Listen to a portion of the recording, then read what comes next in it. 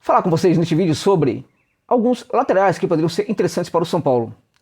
Vou destacar aqui um em especial, mas todos eles, de certa forma, poderiam ser interessantes hoje para o Tricolor. Vou destacar um lateral paraguaio, porque este é um jogador que tem algo de muito diferente e que conta muito para mim como requisito para fazer parte de um grande time de futebol, né? Que é a questão da superação. Um jogador que mostra a superação o tempo inteiro diante dos desafios que são apresentados para ele. E acho que na verdade que a superação é só um elemento, né?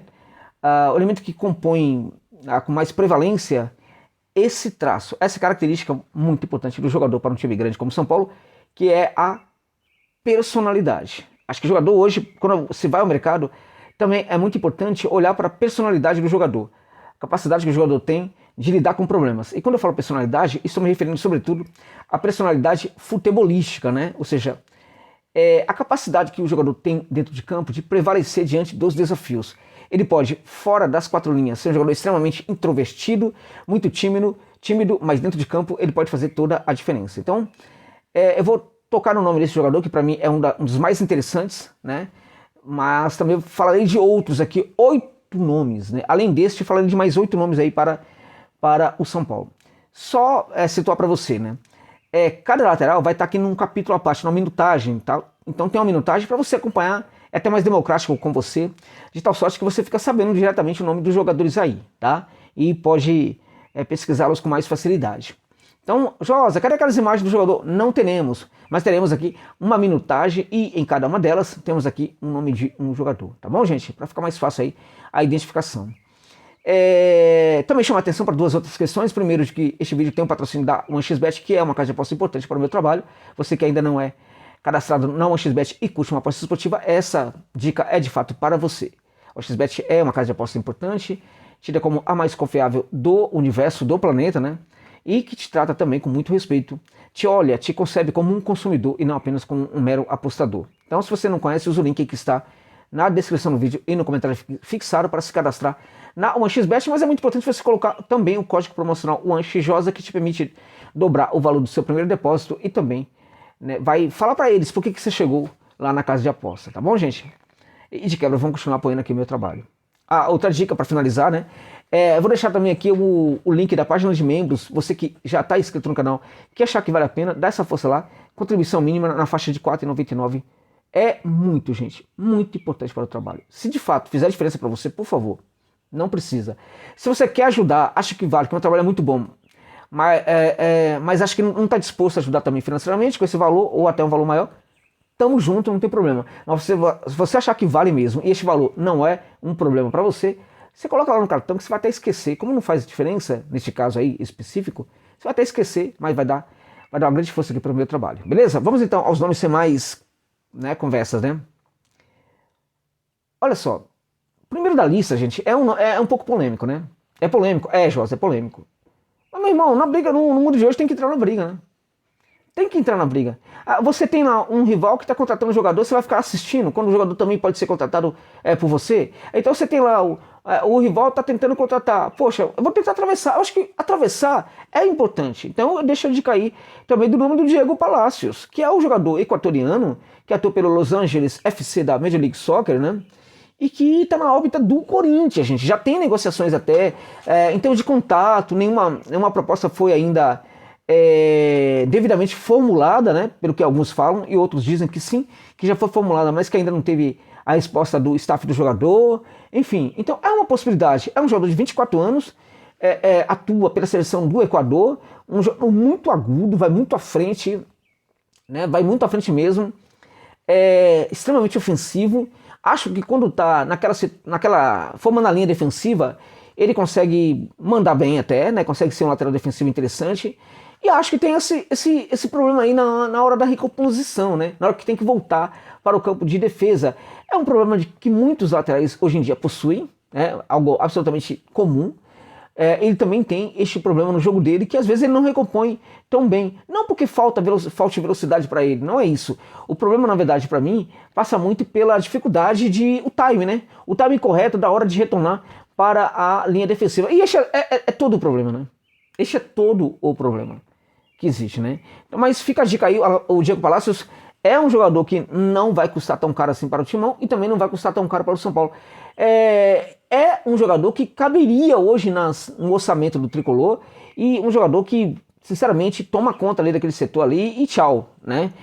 Ele é do nível do Caio Paulista? Não, para mim ele é melhor que o Caio Paulista, tem mais qualidade técnica do que o Caio Paulista, né? E às vezes acho que ele até recompõe melhor do que o próprio Caio Paulista. Então fica essa dica aí para tentar atravessar o Timão e, por que não, contratar e anunciar o Diego Palacios, de 24 anos, que pertence ao Los Angeles FC da Major League Soccer dos Estados Unidos, tá bom, gente?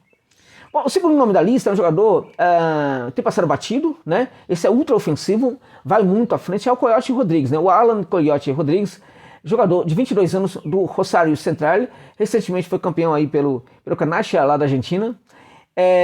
Um jogador de muito apoio, muito forte no apoio, um jogador que consegue entender muito bem aquele corredor lateral, um jogador que consegue frequentar muito bem esse corredor, sobretudo o corredor lateral ofensivo. Um jogador que parece que tem esse entendimento do corredor, né? Parece que uma coisa óbvia o que eu tô falando, né? Mas nem todo lateral parece entender profundamente o que é jogar na lateral, o que é representar aquele corredor, né? O que é circular por aquele corredor.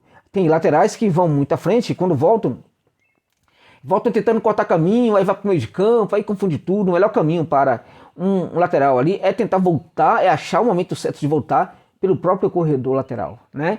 Então acho que falta um pouquinho também esse entendimento aí do Alan Rodrigues na questão da recomposição, mas é um jogador que tem um melhor entendimento até do que o Diego Palacios sobre o que é o corredor lateral, né? Então você tem aí um lateral de ofício que tem muitas noções profundas do que é atuar naquela posição. O que eu tô falando parece óbvio, mas não é óbvio para muitos jogadores na prática, tá? Então fica a dica aí do Alan Rodrigues, que também poderia ser interessante, pertence ao Rosário Central, jogador muito em conta, tá? Seria muito barato hoje para o Timão.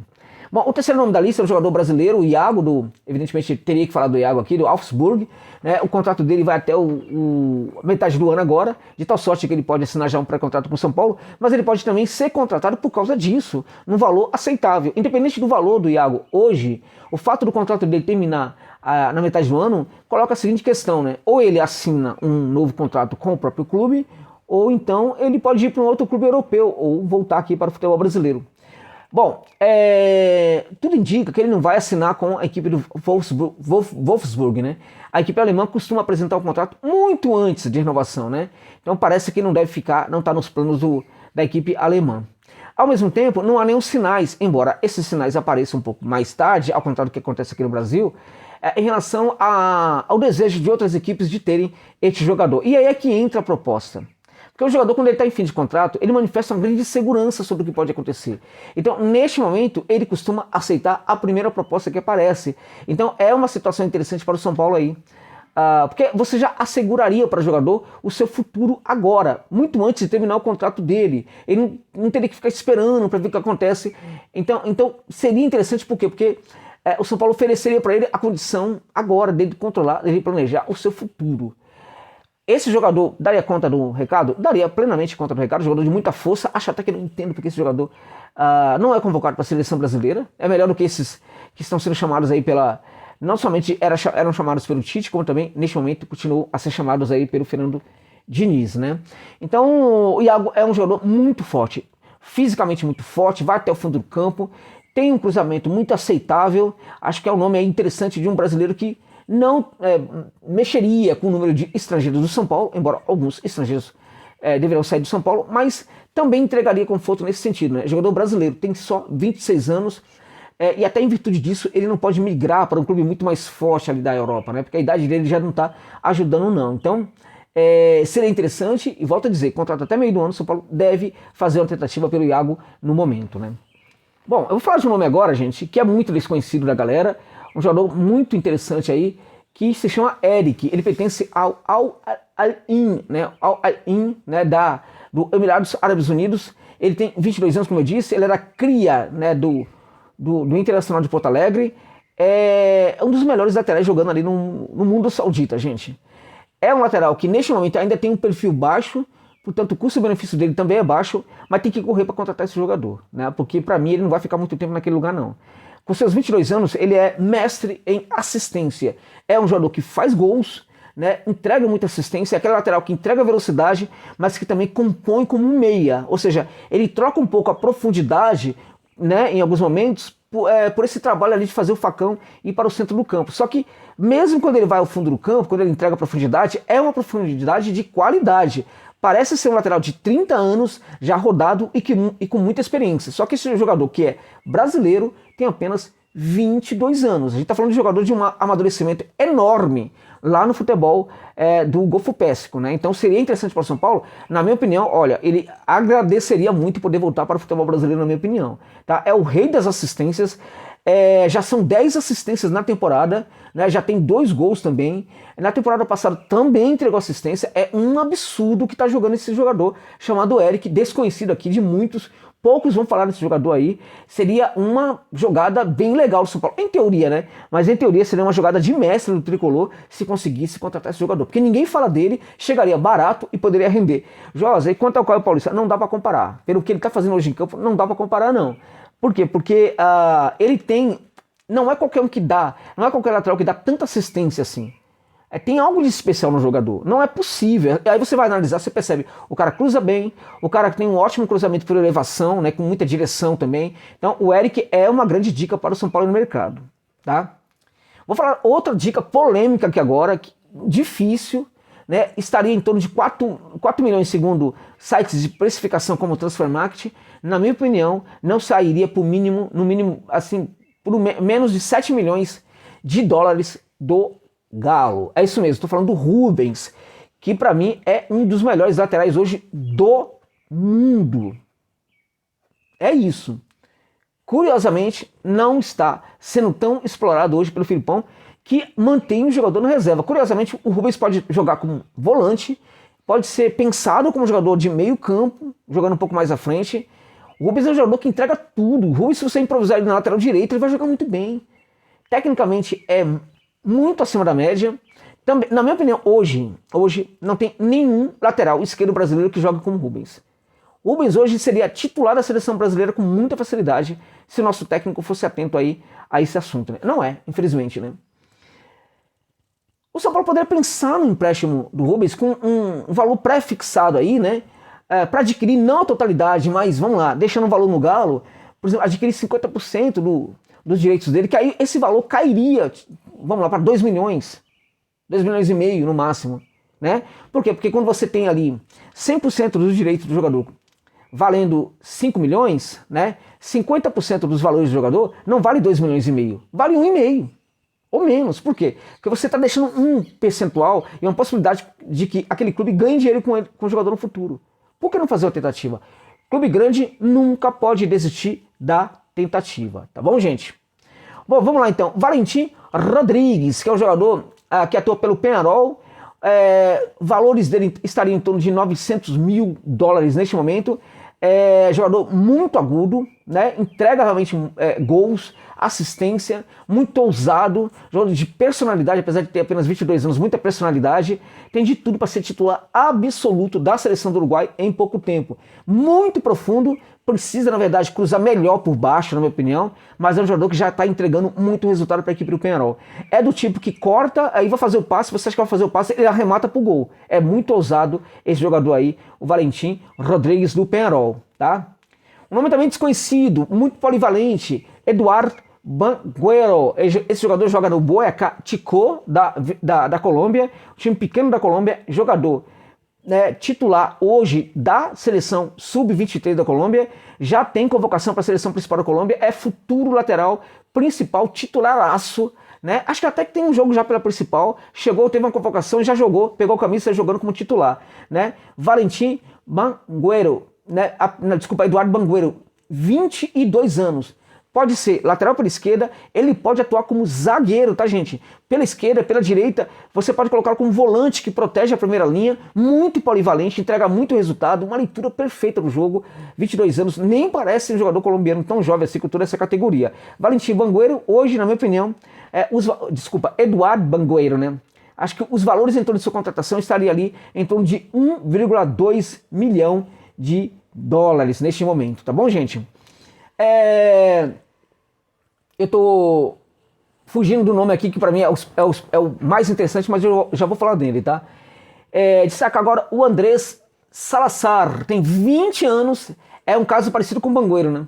20 anos, contrato dele com o Atlético Nacional vai até mês 6 de 2024, o que abaixa muito os valores desse menino.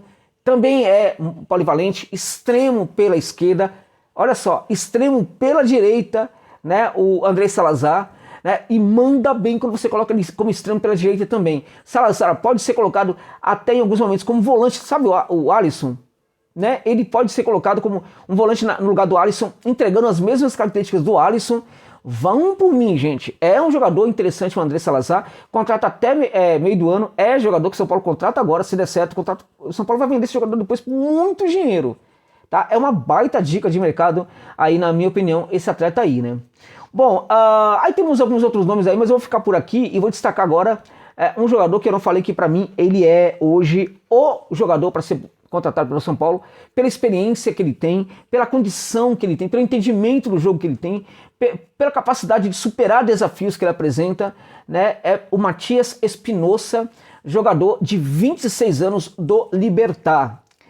Tem um jogador do Libertad, gente, chamado Néstor Giménez, que é jogador da seleção principal do Equador, do Paraguai também, né? É extremamente polivalente, interessante. Pode até olhar para esse jogador também. Só que o Giménez é um lateral mais defensivo. O São Paulo está precisando de um lateral que entregue um pouco mais profundidade ali, né? O Giménez é um jogador que lá no time do Libertad, ele é tido como o cara, né? Ele é o ídolo de muita gente, muito respeitado, cara que tem muita identificação com o Libertad. Só que este jogador perdeu posição para o Matias Espinosa. Porque o Espinosa, de fato, é diferenciado. Obrigou o Giménez a jogar em outras posições, né? Quando o Libertad joga com linha de 3, aí sim o Espinosa joga de ala, mas o Espinosa é o cara que o São Paulo tem que correr, gente, atrás. Entrega profundidade, passe perfeito, cruzamento perfeito. Talvez seja hoje o grande lateral ainda sobrando na América do Sul para o São Paulo contratar. Tá bom, gente? É isso.